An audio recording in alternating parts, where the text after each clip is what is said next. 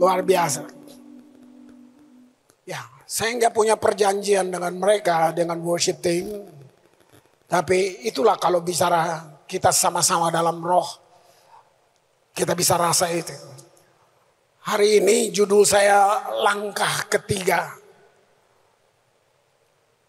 Jadi sebenarnya kalau saya bikin sekian langkah, kayak muntah makannya. Tapi satu-satu saya bongkar. Ini langkah ketiga menuju kemenangan. Nah, baca perintahnya, kita diperintahkan masuk ke wilayah musuh. Artinya gini, terlalu normal, terlalu biasa, sudah ada di pikiran kita. Kita kayak berdoa aja di rumah. Lalu seakan-akan kita suruh Tuhan yang perang. Gitu. Kita cuma berdoa, ya nanti Tuhan yang perang. Nah, gitu. Nah, enggak teruji iman saudara, kekristenan saudara. Kata perang, dia baru dibilang perang kalau ada orang yang di dalam perang itu. Kalau saudara ada dalam peperangan itu. Nah, jangan terganggu. Saya selalu bilang kita enggak perang untuk menang. Kita perang dari posisi menang. Karena Yesus sudah menang. Nah, tapi itu enggak buat kamu duduk-duduk aja di rumah lalu nanti Tuhan yang enggak begitu. Enggak begitu. Nah, ini kisah perjanjian lama, tapi dia punya pesan untuk kita sampai hari ini. Tuhan janji satu yang luar biasa. Tuhan janjikan wilayah, Tuhan janjikan satu daerah, Tuhan janjikan tempat buat satu bangsa yang jadi budak ini. Jadi mereka nggak punya negara, nggak punya tempat. Nah, Tuhan janjiin. Nah, lalu gimana? Dia nggak turun dari langit gitu kan? Nah, tantangannya waktu mereka mesti masuk, dia disebut tanah perjanjian. Tantangannya itu bangsa-bangsa barbar itu semua di sekitar situ. Lalu gimana?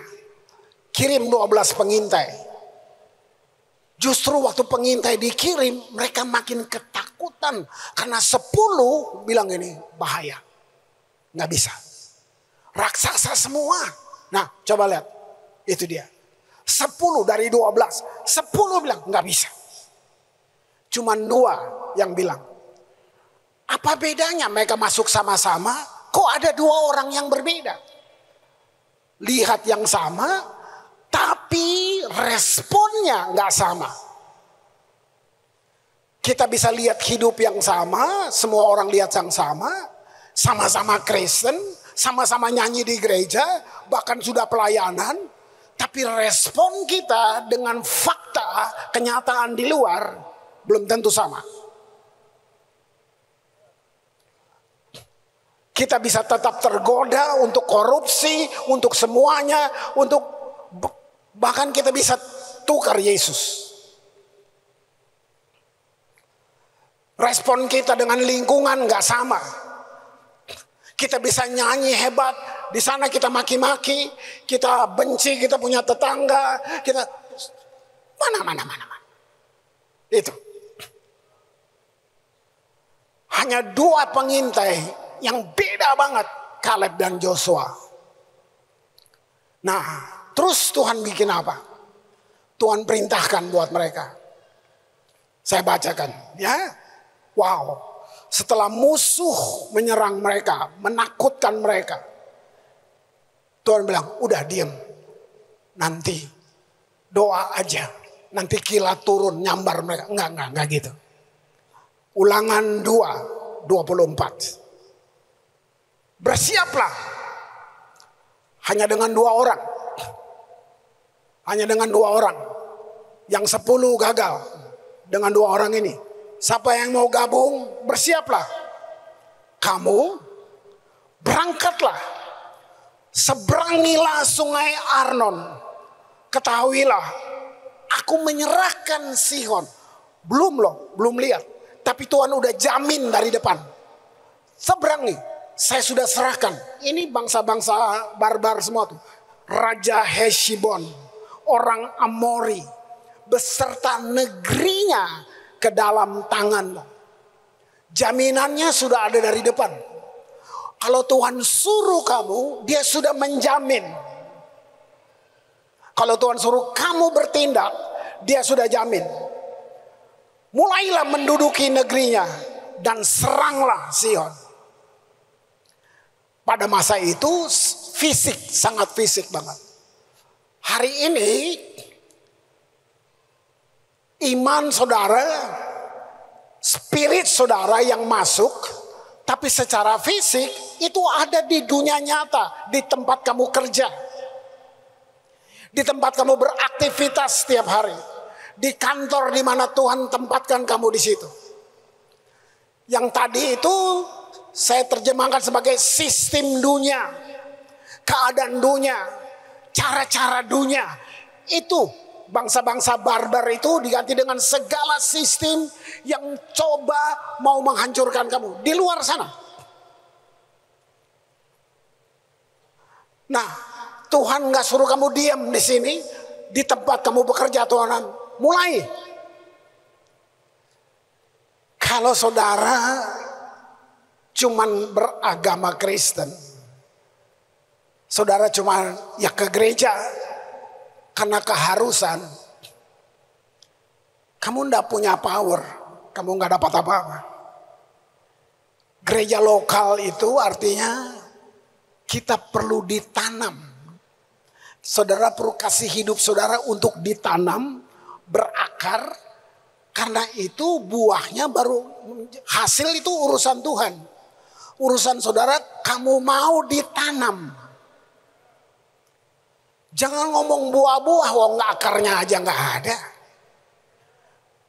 Sorry, kalau cuman ibadah online nggak berakar, cuman denger. Karena di sini berkomunitas, kita bersama, dibangun bersama, itu kita sedang ditanam. Waktu kita berakar, buah otomatis nggak usah diusahakan, itu buah. Bahkan waktu kamu berbuah, orang yang di luar bisa jealous, bisa rakus, bisa mencuri. Buah itu bagus banget, curi aja, gitu. Dia bisa ambil buahnya, tapi kamu nggak bisa akan keluar lagi karena akarnya masih ada. Itu dia. Nah, ini bicara tentang hidup kamu di luar dari gereja ini. Benarkah kamu kenal dia? Benarkah kamu mengalami Tuhan? Besar loh godaannya. Secara finance, posisi. Itu rebut-rebutan. Kamu jujur, tapi kamu tahu kebenaran. Cuman secara kasat mata, kamu seperti 10 pengintai. Wah, gak bisa. Gak mungkin. Semua raksasa. Saya gak ada backingan. Wah, nah pilihannya gitu. Tapi hari Minggu kamu nyanyi, I trust in God. Mari buktikan. Mau di pihak yang mana? Hanya ada 2, Caleb dan Joshua. Itu youth pastor pertama dalam Alkitab. Youth pastor, karena mereka bawa generasi baru. Youth pastor umurnya 70 tahun lebih. 70 sampai 80. Caleb 80 tahun, dia minta gunung itu. Youth pastor. Berarti saya masih muda. Baru 73. Kalian pun masih muda. Anak-anak UI kemarin tenang aja. Lihat itu. Salah satu musuh yang terus menyerang kita namanya ketakutan. Itu musuh. Kamu takut gak makan. Kamu takut posisimu digeser. Coba ingat apa yang kamu tadi nyanyi berulang-ulang. Kamu masih takut hanya karena kamu jujur? Kamu takut anakmu gak bisa sekolah? kita yang normal nih, kita yang terbatas, yang masih berdosa, kamu gelisah kalau anakmu gak bisa sekolah. Kamu berusaha mau jual pisang ke jual apa, asal anak saya bisa sekolah. Itu normal sebagai orang tua. Nah sekarang kamu punya Bapa di atas segala Bapa, Tuhan Yesus Kristus. Dengar ini, kamu takut? Izinkan dia gelisah buat kamu. Izinkan Tuhan yang gelisah buat kamu. Sorga suruh sibuk untuk kamu. Karena kamu anaknya. Ini peperangan kita. Tantangan ke depan. Hari ini perintah Tuhan cuman masuk, serang. Gitu. Yang harus kita temukan, yang harus saudara alami adalah siapa yang mimpin hidup saya? Itu. Bos atau ada yang di atasnya?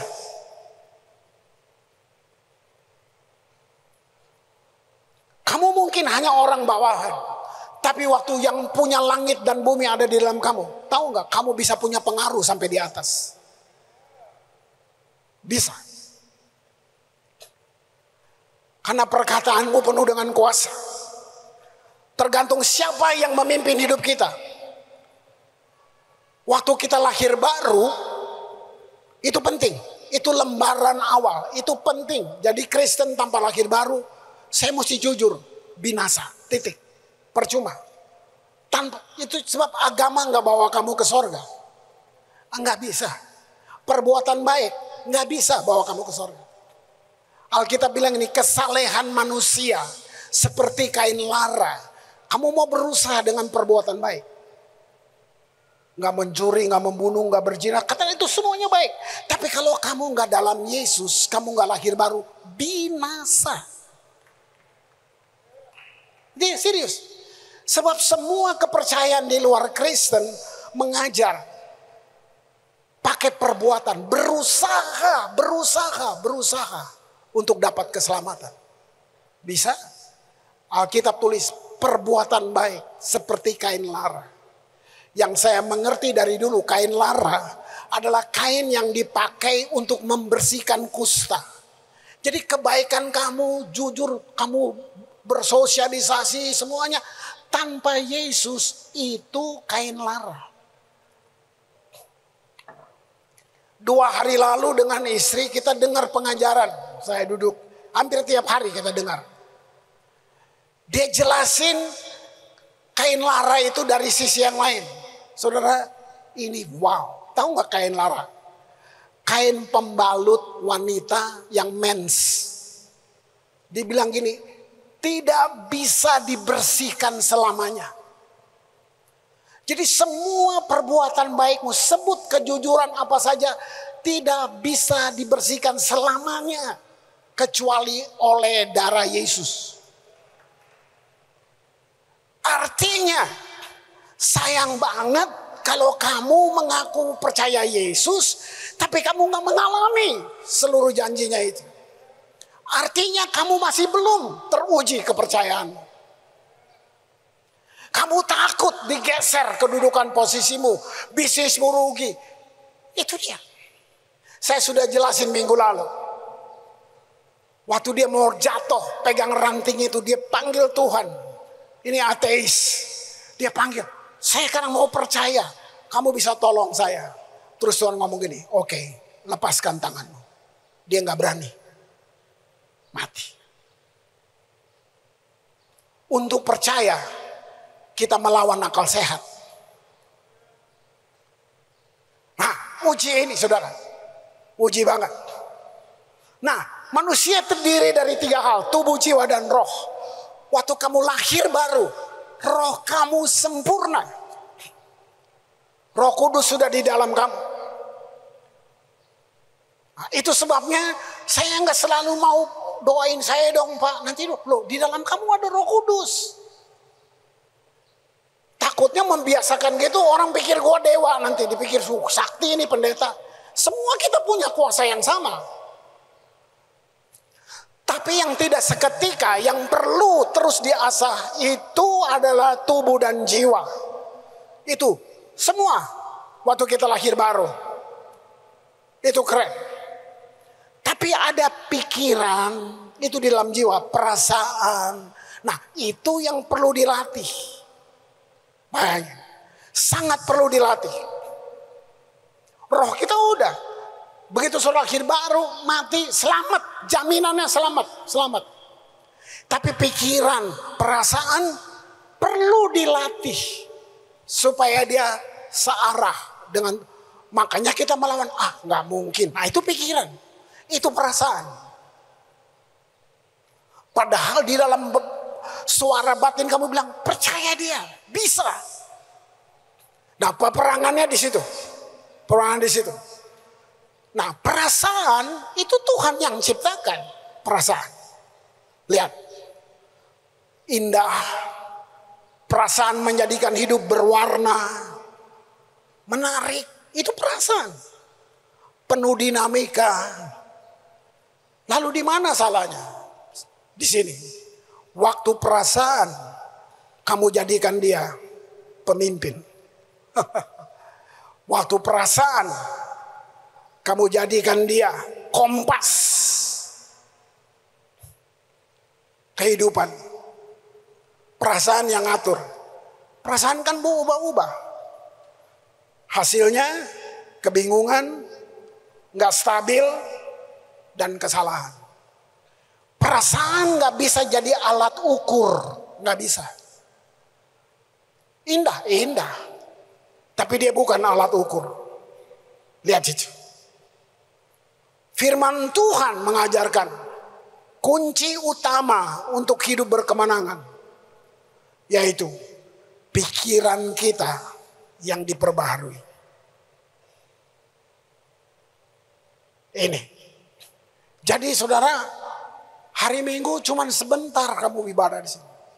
Tiap hari apa? Mana yang banyak yang mengisi kamu? Mana? Pikiran kita yang diperbaharui.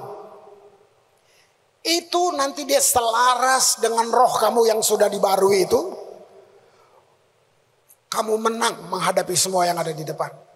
Dari pikiran. Roma 12 ayat yang kedua. Janganlah kamu menjadi serupa dengan dunia ini. Sebentar. Menjadi serupa gini. Kamu masuk dalam cetakan dunia. Dunia punya frame. Kamu serupanya kamu dicetak sama dengan dunia. Walaupun label kamu Kristen, kamu bilang orang percaya, tapi nggak bisa bohong. Iblis ketawa karena cetakannya sama. Jangan serupa dengan dunia. Berubahlah oleh pembaharuan budimu. Nah, di sini bukan lagi roh. Ini sudah bicara jiwa yang perlu dilatih. Sehingga kamu dapat membedakan mana kehendak Allah, apa yang baik, apa yang berkenan kepada Allah, dan yang sempurna. Jiwa yang belum dirubah selalu gini, mana ada yang sempurna Pak? Nggak ada yang sempurna. Tuhan janji sempurna. Tuhan janji. Nggak main-main. Lihat itu. Jadi firman Tuhan mengajarkan kunci utama untuk hidup berkemenangan itu cuma pikiran. Jadi pikiran yang baru ini, cara berpikirnya benar. Itu akan jadi senjata untuk melawan tipu daya iblis. Berulang-ulang saya suka bilang, dia bapa penipu segala zaman. Dia ahlinya menipu. Nah, pikiran kita yang diubah selaras dengan firman itu senjata.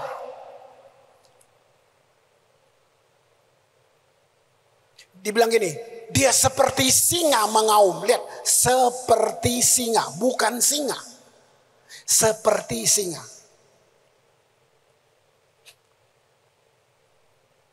Nah, itu. Jadi kamu kamu seperti, wih besar banget. Itu seperti raksasa tuh. Nah, jaminan Tuhan luar biasa. Ya. Nah, pikiran-pikiran yang kalah itu, lihat senjatanya atau iblis pakai, kalimat ini, iblis itu dia suka mengetuk pintu pikiran kita. Dengan keras ketukannya. Isinya apa? Tuduhan. Tuduhannya itu, kamu gagal. Walau kamu ikut ini, kamu masuk dalam cetakan ini, kamu masih hidup, tapi sebenarnya kamu udah mati. Kamu mati sebelum mati. Ini tuduhan, kamu gagal. Nggak layak kamu. Kamu pikir Tuhan kayak gitu? Manusia kayak gitu. Pendeta juga bisa bilang gitu buat kamu. Siapa aja yang nama manusia kita bisa bilang gitu. Kamu udah kehilangan semuanya. Itu dia tuh tipuannya kayak gitu. Apakah itu Tuhan? No, Tuhan enggak gitu. Ketukan yang begitu keras. Itu dia semacam ancaman yang masuk. Lalu kamu mesti bikin apa? Efesus 2 ayat 10. Ini dia. Keluar dari situ. Kita buatan Allah. God masterpiece. Ngomong buat dirimu. Ngomong. Keren gak tuh? Kita buatan Allah. Diciptakan dalam Kristus Yesus. Ini bicara lahir baru tadi. Begitu kamu bertobat, lahir baru itu. Nah di situ sebutan ini. Ciptaan baru, new created. Gitu, diterangkan. Untuk apa? Melakukan pekerjaan baik. Lihat itu. Dia mau supaya kita hidup di dalamnya. Waktu kamu hidup di dalam itu, musuh masih ada. Tapi dia cuma nonton air liurnya keluar. Saya gagal, saya pengen bikin dia binasa. Gak bisa loh, air liurnya keluar. Nah, gitu. Itu tuduhan tadi. Jadi waktu kamu takut, speak words, perkatakan. Saya buat itu senantiasa. Saya nggak butuh kapan saya lihat. Daripada saya ngomong ketakutan, misalnya kaget bangun. Bahkan saya suka main game, saya masih suka ngomong-ngomong terus. Batin saya ngomong yang lain. Ngomong tentang sifatnya, ngomong tentang. Saya nggak mau berhenti.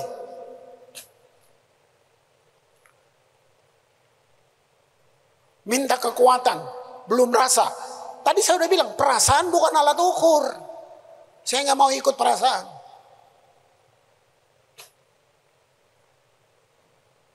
Istri saya praktek itu, dia saraf kejepit. Tuhan pakai dokter yang spesial datang bilang, you don't need me, kamu sudah nggak perlu saya. Cara kamu ngomong, kamu udah sembuh. Padahal cuman pertama apa keluhannya, istri saya cerita gini.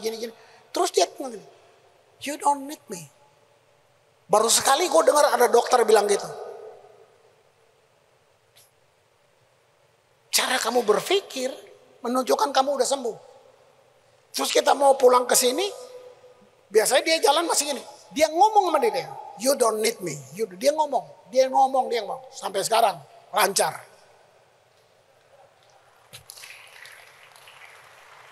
Ini dia, coba, masih salah, bisa. Terus, lawan, terus. Karena gini, kemenangan kita bukan karena dunia ini tenang. Bukan itu. Bukan. Kemenangan kita karena pikiran kita tunduk pada roh.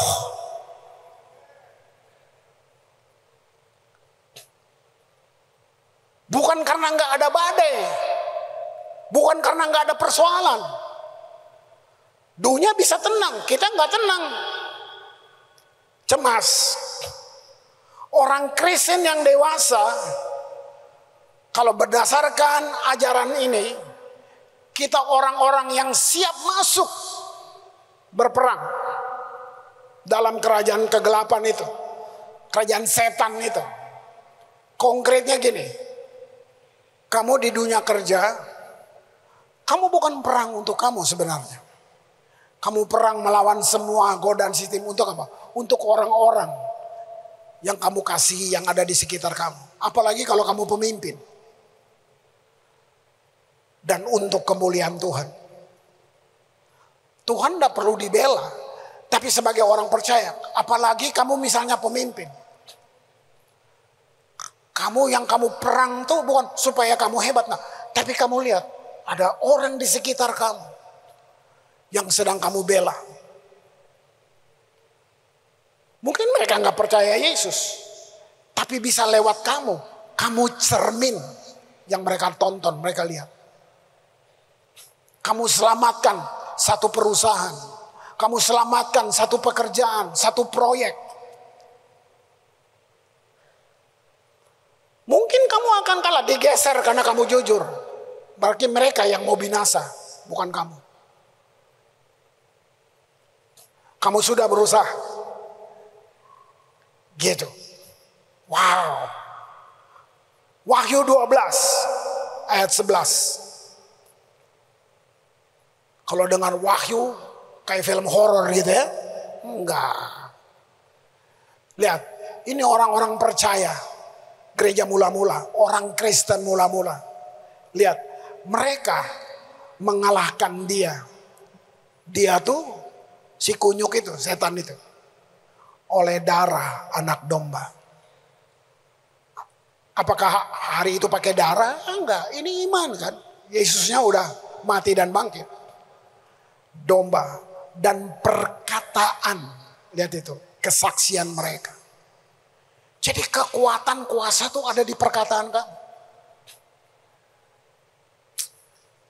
Beta sial hari ini. Lu bernubuat sendiri buat diri lo. Sial lo. Perkataan kesaksian mereka. Lihat harganya. Mereka tidak mengasihi nyawa mereka. Wah, itu percaya banget. Sampai ke dalam maut. Ini pertama buat saya dulu deh. Karena waktu saya persiapin ini, kayak dialog saya. Seperti Roh Kudus bilang, Chris, harga mengasihi Tuhan itu nyawa.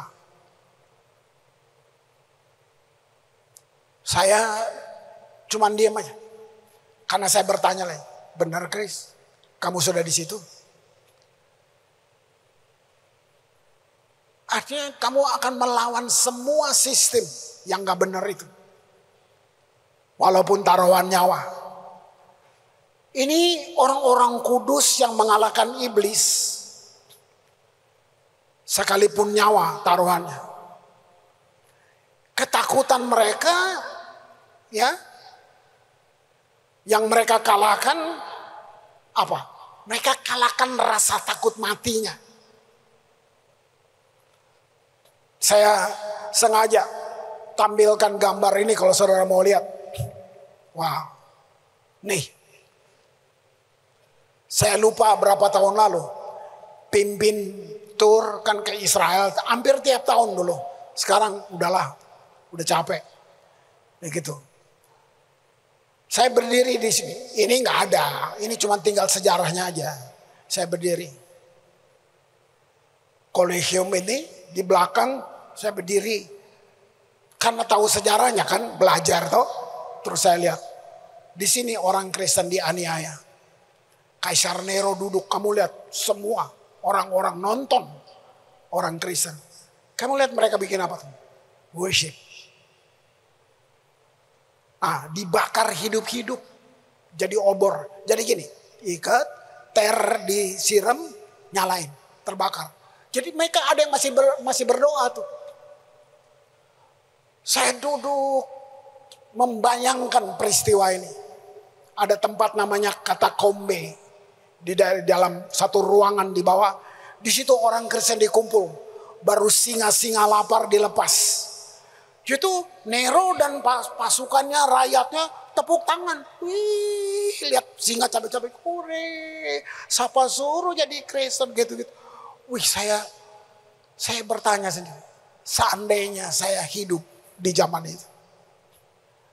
Mungkin saya menyangkal dia juga. Saya nggak siap. Tapi mereka apa? Mereka nyanyi. Bahkan mereka rebutan. Saya duluan deh.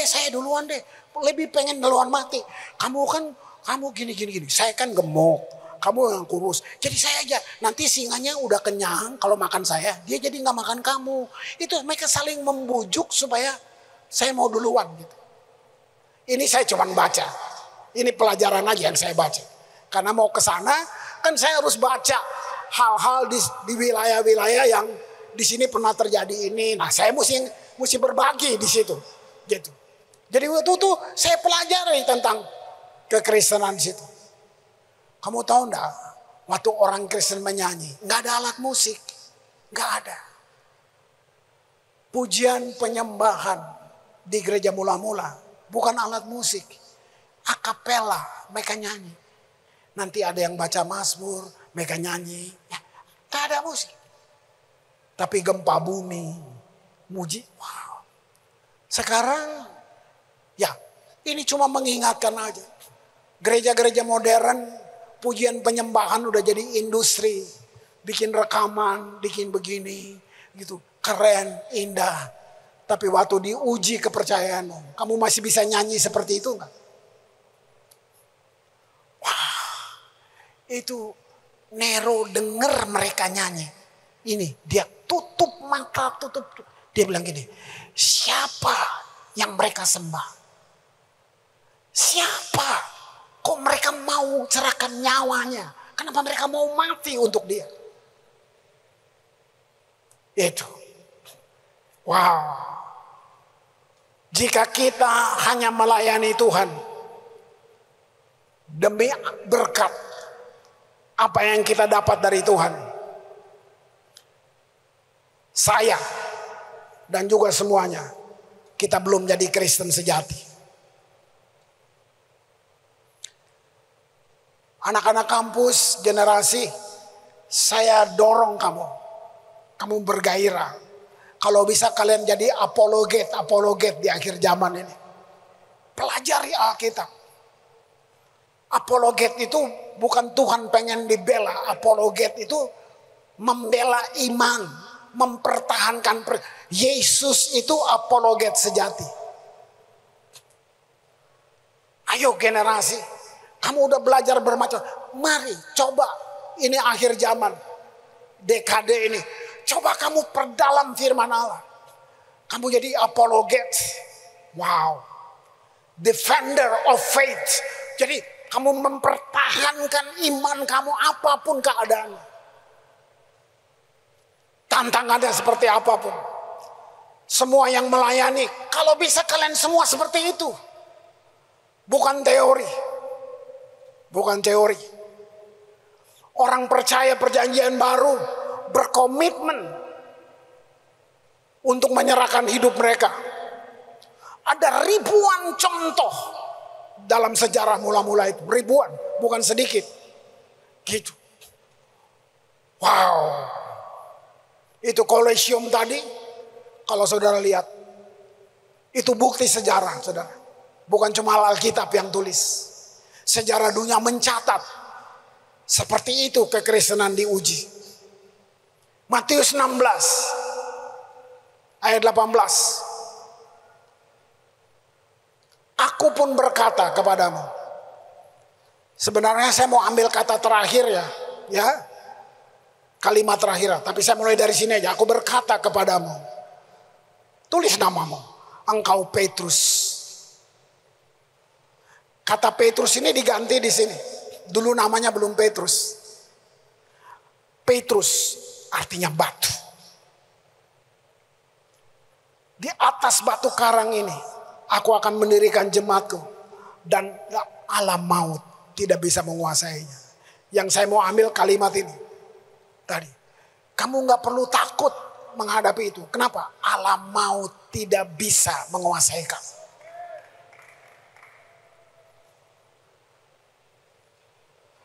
Bukan baru sekali kamu baca ini. Bertahun-tahun kamu udah tahu itu. Oh. Jadi waktu kita sibuk dengan diri sendiri, itulah cara iblis. Itu taktiknya iblis. Supaya kita sibuk dengan diri sendiri.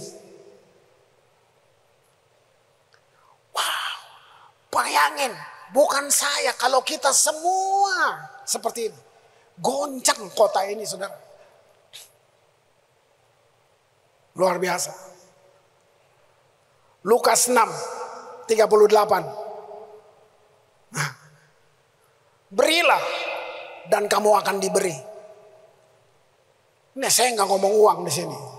Satu takaran yang baik, yang dipadatkan, yang digoncangkan, dan yang tumpah keluar akan dicurahkan ke dalam ribaanmu. Apa yang kamu beri? Sekali lagi, kamu pemimpin di luar sana. Apa yang kamu beri? Kamu beri satu rasa aman buat orang-orang itu. Kamu karena kejujuran kamu memperjuangkan semua. Kamu tahu itu nanti ditumpahin semua itu ke dalam ribaanmu. Karena ukuran yang kamu pakai untuk mengukur akan diukur kepadamu. Waktu kamu memimpin, kamu bukan pikir diri sendiri, mau kaya sendiri. Kecil. Tapi kamu ngerti, kamu God representative. Kamu duta besar kerajaan Allah di dunia bisnis, di dunia pendidikan, di dunia hiburan, di mana aja. Nah, coba berilah.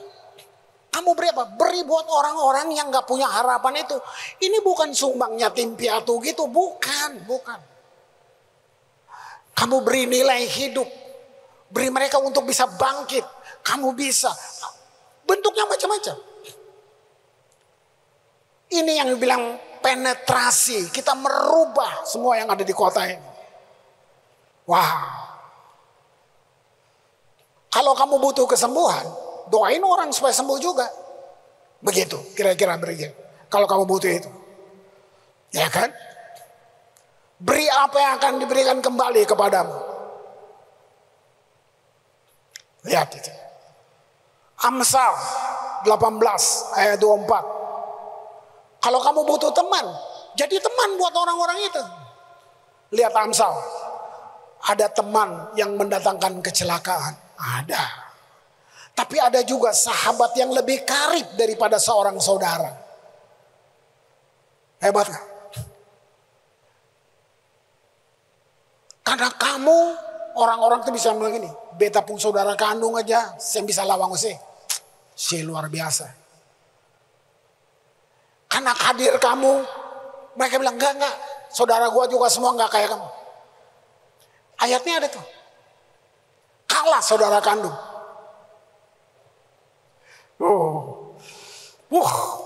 Jadi memang butuh iman untuk kita bisa masuk dalam pertempuran. Sebelum itu dimenangkan. Tindakannya cuma iman. Nah, Tuhan punya rencana yang sangat spesifik buat kita. Dan gak sulit. Ya. Untuk menemukan kehendak Tuhan, dia cuma beritahu satu hal. Efesus 5 ayat 17. Ini. Janganlah kamu bodoh. Itu. Bilang teman di sebelah lu, dilarang bodoh gitu. Ya. Jangan bodoh. Usahakanlah supaya kamu mengerti kehendak Tuhan. Usahakan supaya kamu mengerti kehendak Tuhan. Keren banget saudara. Keren banget. Kalau ini terjadi kita semua nih, dia bilang tubuh, satu tubuh. Jadi gini, saya perkaya sedikit. Gini. 5 jawatan penting di Alkitab. Rasul, nabi, penginjil, guru, gembala. Nah, itu bukan gelar yang saudara bawa CV, terus kamu nggak bisa. Waktu kita bertobat, kita cuman kasih hidup kita. Lama-lama dalam perjalanan, Tuhan yang nentuin. Jadi itu gift, itu bukan prestasi. Emang saya mimpi jadi gembala? Enggak lah. Itu, cuman serahkan diri, tahun berjalan, nggak hari itu. Bayangin. Kita tolak-tolak juga. Nah, sampai Tuhan yang bawa. Tuhan bawa. Jadi kalau bilang leadership skill, nggak punya. Tapi saya aman karena gini loh, Tuhan pilih gua. Nah, jawatan itu bukan bicara apa ya, peraturan akademis, persyaratan, bukan. Itu jubah yang Tuhan kasih. Nah, kalau Tuhan pimpin kamu jadi rasul di dunia bisnis, kamu seperti nabi di dunia kerja, itu mantel, itu jubah yang Tuhan kasih. Nah, saya gembala, itu jubah, saudara. Saya nggak bisa bikin apa-apa. Artinya gini, itu legitimasi. Kamu nggak suka saya, nggak apa-apa. Tapi jangan utak-atik saya punya jubah. Saya misalnya nggak suka, oke. Tapi kalau Tuhan pilih kamu sebagai rasul di dunia, jangan utak-atik kamu punya jubah. Itu. Lihat itu. Wow. Nah, saya kembali ke tadi, kalau kita cuma berdoa, tunggu Tuhan memberi kemenangan, itu nggak begitu pengajarannya. Gitu. Di sini Tuhan bilang, kamu perlu melangkah dengan iman. Dia udah kelamaan ganggu kamu, taklukkan. Perkatakan firman iman itu. Gitu. Tuhan punya rencana yang spesifik. Tuhan ingin kamu tahu apa kehendaknya buat kamu. Ya, Tuhan ingin kita tahu. Kita sangat perlu menemukannya. Luar biasa enggak? Matius 7 ayat 7. Mintalah. Nah, dia yang bilang minta, maka akan diberikan kepadamu. Minta. Carilah, maka kamu akan mendapat. Ketoklah, maka pintu akan dibukakan bagimu. Artinya nggak ada yang bisa menghalangi kamu untuk dapat semuanya. Ini jaminannya. Minta, cari, ketuk, gitu.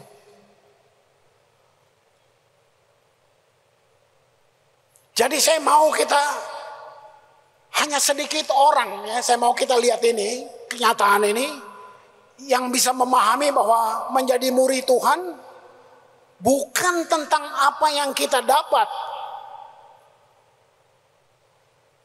tapi tentang apa yang bersedia kita lepaskan demi Dia.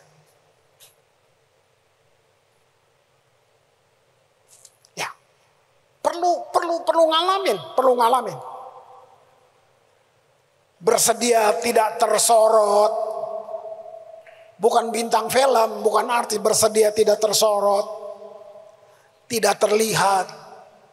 Iya, itu dia. Nggak takut karena kita berbeda. Ini penting banget. Tidak takut ketika kita berbeda karena kebenaran. Tuh, kamu beda sendiri kan? Orangnya, itu bukan Belanda, orangnya. Semua hitam di pinggir. Kamu beda sendiri. Nggak takut. Nggak usah takut. Wow. Terakhir. Mari worship team. Lukas 14 ayat 33. Demikianlah pula. Tiap-tiap orang di antara kamu yang tidak melepaskan dirinya dari segala miliknya, ia tidak dapat menjadi muridku. Berkali-kali saya bilang, kamu nggak bisa tukar ini dengan uang. Kan saya udah kasih perpuluhan. Itu transaksi, saudara. Gitu. Enggak. Tuhan minta persembahkan hidupmu. Ini bukan jadi pendeta, bukan. Ini kamu menjadi anaknya, kamu menjadi representatifnya. Demikianlah tiap-tiap orang yang tidak melepaskan dirinya dari segala miliknya. Apa tuh? Ada ambisi terselubung. Ada macam-macam. Lepasin. Kamu gak bisa jadi muridnya. Saya sengaja bawa ini. Ini perjanjian baru bahasa Melayu Ambon. Keren, orang Ambon punya Alkitab sekarang. Beta baca ya. Matius. Lukas 14. 33. Ya, beta baca. Bagitulah deng kamong. Sadap. Coba lihat. Benar-benar. Bagitulah deng kamong. Siapa sah dari kamong yang mau ikut beta? Dia mesti pikir baik-baik do. Yesus orang Ambon nih. Oke? Barang kalau dia bisa kasih tinggal, dia pun semua, dia bisa jadi beta pun murid.